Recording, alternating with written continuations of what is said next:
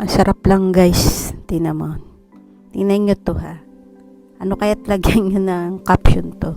Oh, hello. Ang... Oops, sandali. Bakit? Napagusto siya na tumigil, di ba? Yung ang mister mo, nahuli mong may kausap na iba. Parang sarap lagyan ng gano'n na caption. Pero anyway, kidding aside, maganda kapag nagkikita yung dalawa na ganito, warm pa rin. And natutuwa naman ng mga kalabers. Anyway guys, napanood nyo na ba yung kay Boy Abunda na interview ni Mr. John Lloyd Cruz? I-feature ko yan maya-maya at inaayos ko lang itong setting natin.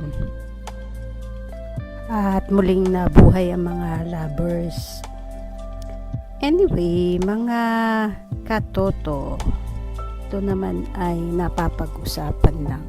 Nanood na ba kayo guys nung interview sa Fast Talk ni Boy Abunda kay John Lloyd Cruz? Di ba? Parang may sinabi dun si John Lloyd Cruz na at kailangan na rin daw niyang tumigil magsalita, diba?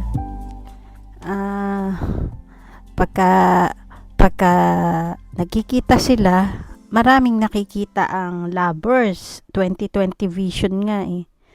Pero itong dalawa na to, tipid na tipid magkwento about sa kanilang dalawa.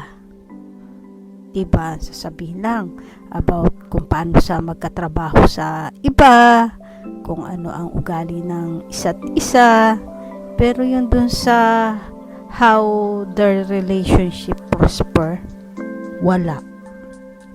So sabi nga ni John Lloyd Cruz, diba, parang napaka-imposible naman na in one time or in so many times hindi siya na in love kay Bea Alonzo. Ganon din naman si Bea Alonzo, diba? Sinasabi niya ngayon na si John Lloyd Cruz ay crush niya noon.